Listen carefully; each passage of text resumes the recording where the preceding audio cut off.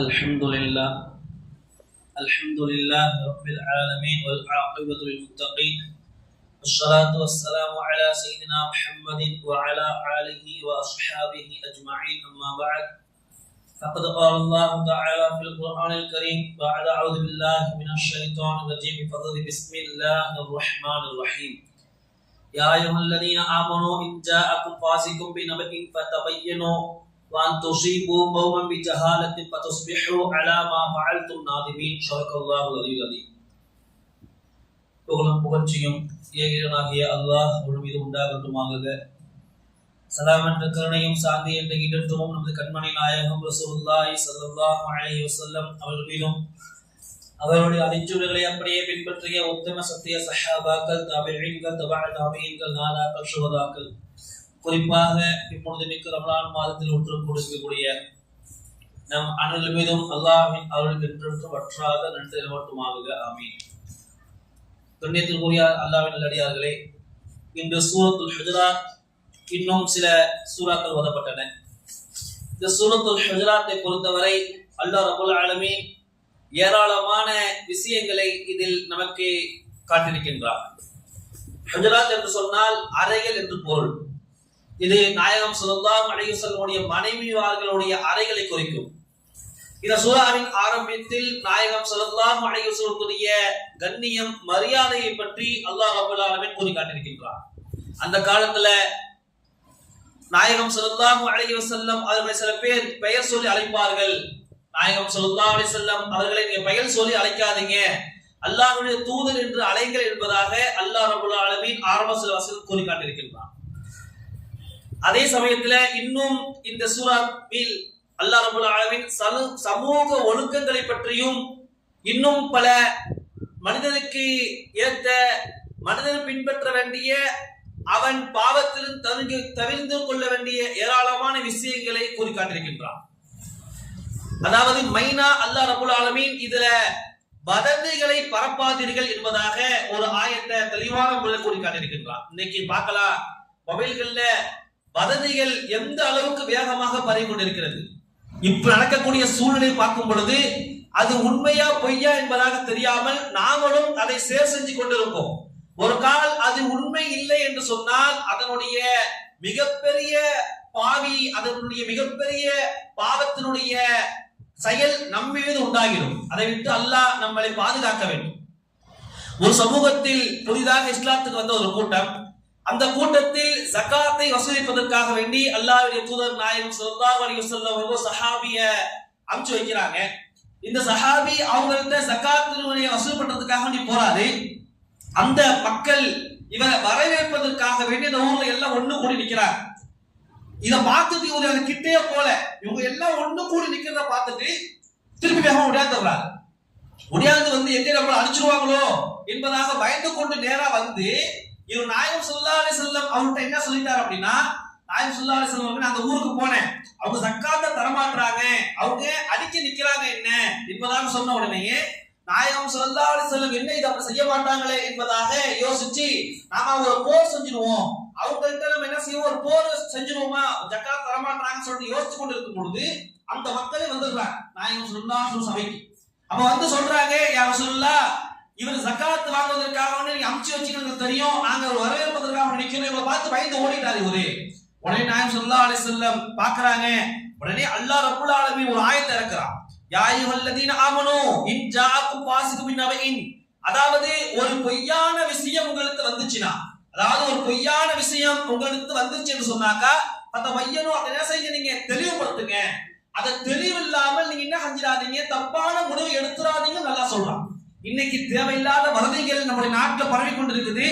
அது சரியா இருந்துச்சுன்னா சரி, முடிஞ்ச அளவுக்கு நமக்கு தெரியாத விஷயங்களை அதை சேர் செய்யாம இருப்பதே நல்லது. 4 பேருக்கு பிரயோஜனம் அடையும் என்பதாக நாம் செய்யக்கூடிய சேர் இருக்குது அல்லவா, அது நம்முடைய பாவத்திற்கு மிகப்பெரிய வழிகளாக ஆகும். அல்லாஹ் சொல்றா, பொய்யான விஷயம் வந்துச்சுன்னு சொன்னாக்கா அதை நீங்க என்ன செய்யாதீங்க, உடனே நீங்க தெளிவு இல்லாம நீங்க எந்த ஒரு நடவடிக்கையும் எடுக்காதீங்கன்னு அல்லாஹ் சொல்றான். அதை தொடர்ந்து அடுத்ததாக அல்லாஹ் சில வசனங்கள்ல ஒரு 3 வசனங்களை பத்தி சொல்றான்.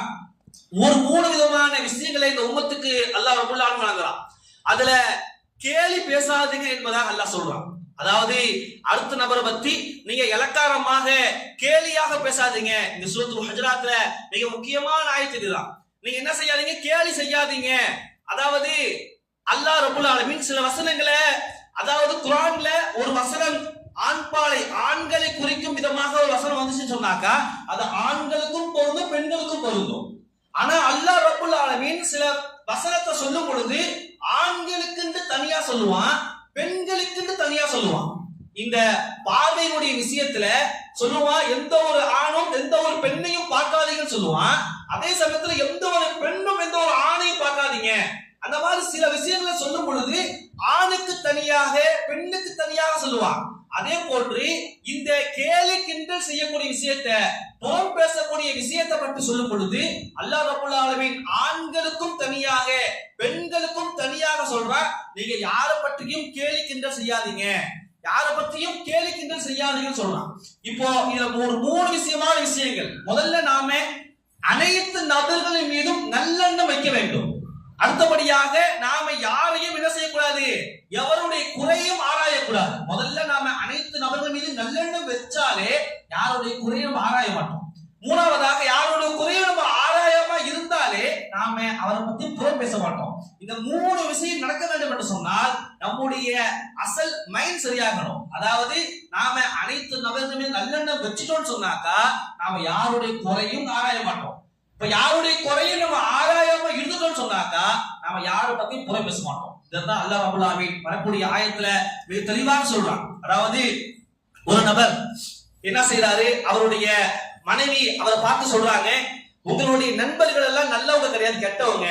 உங்களுடைய நண்பர்கள் இருக்கிறாங்க, அவங்க நல்லவங்க கிடையாது, கெட்டவங்க என்பதாக சொல்லும் பொழுது அந்த நபர் கேட்கிறார், ஏன் அப்படி நீ சொல்ற என்பதாக கேட்கும் பொழுது அப்போ அந்த மனைவி சொன்னாங்க, உங்கள்கிட்ட காசு பணங்கள் இருந்தாக்கா உங்க நண்பர்கள் உங்ககிட்ட வராங்க. அதுவே உங்கள்கிட்ட நீங்க கஷ்டமா இருக்கும் பொழுது, காசு பணம் இல்லாத பொழுது உங்ககிட்ட வரமாட்டாங்க. இன்னைக்கு உலகத்துல நடக்கக்கூடியதுதான். காசு பணம் இருந்தா நம்ம கிட்ட வருவாங்க, காசு பணம் இல்லைன்னா நம்மளை எடுத்து பார்க்க மாட்டாங்க.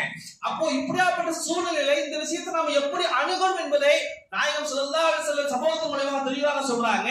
அப்போ இந்த மனைவி இந்த மாதிரி சொல்லும் பொழுது அப்போ அந்த கணவர் சொல்றாரு, இல்லம்மா நீ அப்படி நினைக்காதே, அதாவது அவங்க அப்படி நினைக்காது, அப்படி அவங்க அந்த நேரத்துல வரல. அதாவது என்கிட்ட காசு பணங்கள் இருக்கும் பொழுது நான் அவருக்கு தாராளமாக அவங்களுக்கு செலவு செய்யற எண்ணத்துல வருவாங்க.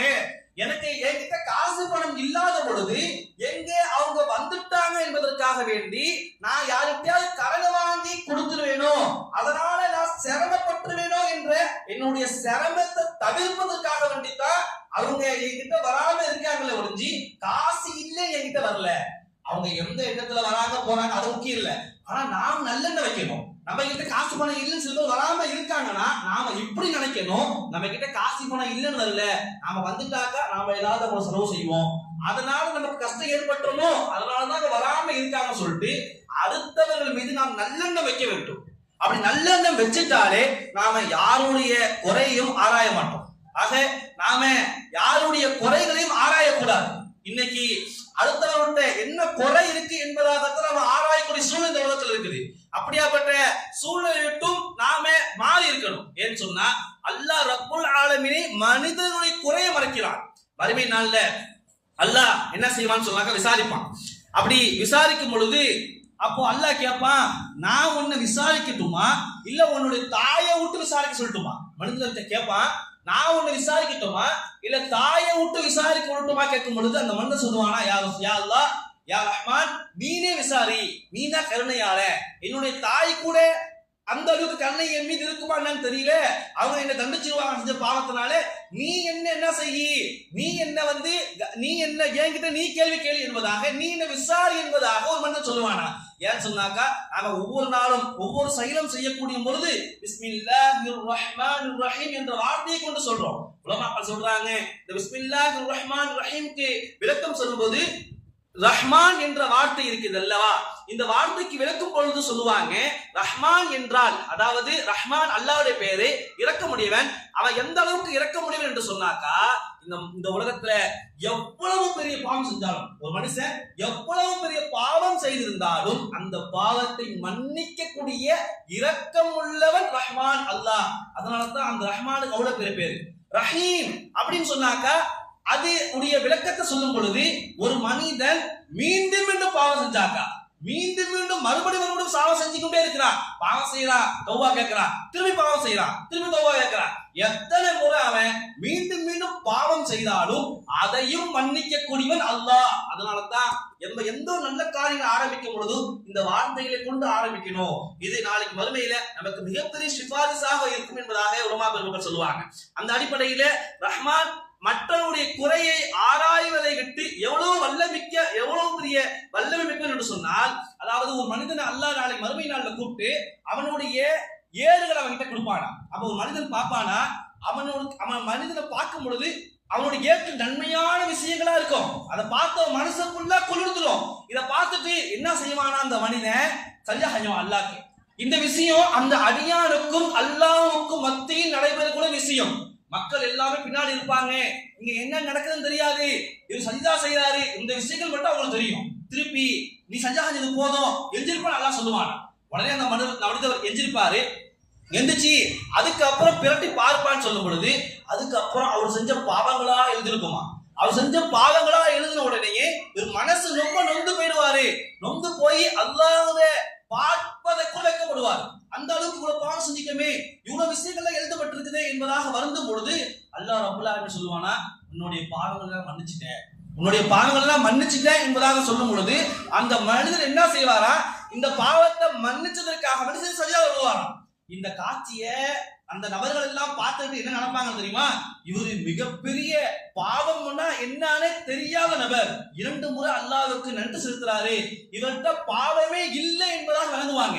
ஆனா இவர் செஞ்ச அவ்வளவு பெரிய பாவங்கள் இருக்கு, அல்லாஹ் மன்னிச்சுட்டான். அப்ப பாருங்க, ரப்புல் ஆலமீன் ஒரு மனிதனை விசாரிக்கும் பொழுது கூட அவனுடைய குறையை வெளிப்படுத்தல, அவன்கிட்ட என்ன குறை இருக்கு என்பதாக மற்றவருக்கு முன்னாடி ஆராயல. நாம இன்னைக்கு எத்தனை நபர்களுடைய குறையை ஆராய்ஞ்சு கொண்டிருக்கோம், யோசிச்சு பார்க்கணும். நாம ஒன்று கூடி பேசக்கூடிய நேரத்துல மற்றவர்களை பத்தி அவர் எப்படியாப்பட்டது என்பதாக எத்தனை முறை பேசியிருப்போம். அல்லாஹ்விட்ட பாவம் என்று கேட்கணும். அல்லாஹ்வே என்ன செய்யலாம், யாருடைய குறையையும் ஆராய்வது கிடையாது. அடுத்தபடியாக நாம் யாருடைய குறையும் ஆராயாமல் இருந்தாலே புறம் பேச மாட்டோம். இன்னைக்கு நாம 4 பேர் ஒண்ணு கூட்டிட்டோம் சொன்னாலே அடுத்தவரை பற்றி புறம் என்று சொன்னால், அதாவது ஒரு மனிதரை பற்றி அவர் இல்லாத பொழுது பேசக்கூடியது அனைத்தும் புறம். ஒரு மனிதர் ஏதாவது காரியம் செஞ்சிருப்பாரு, அல்ல அவர் ஏதாவது சொல்லியிருப்பாரு, அது அவர் இல்லாத பொழுது நாம அவர் இப்படி சொன்னாரு, இப்படி செஞ்சாரு என்பதாக சொல்வது இருக்குதே, இது மிகப்பெரிய புறம். நாயகம் ஸல்லல்லாஹு அலைஹி வஸல்லம் சொன்னாங்க, நான் சில நபர்களை நரகத்துல பார்த்தேன். அப்போ அவங்களுக்கு மிக நீல செம்புகளான நகம் எப்படிங்க, செம்பு எந்த அளவுக்கு இருக்கும், அந்த செம்புகளான நகம் அவருக்கு கொடுக்கப்பட்டது. அந்த நகத்தை கொண்டு தன்னுடைய முகங்களையும் மார்பகங்களையும் கிழித்து கொண்டிருந்தாங்க. இவங்க யார் என்பதாக நான் ஜிப்ரீல் அலைஹிஸ்ஸலாம் அவர்கிட்ட கேட்கும் பொழுது ஜிப்ரீல் சொன்னாங்க, இந்த உலகத்தை புறம் பேசிக் கொண்டிருந்தாங்க, அடுத்தவர்களுடைய மாமிசத்தை சாப்பிட்டு கொண்டிருந்தாங்க.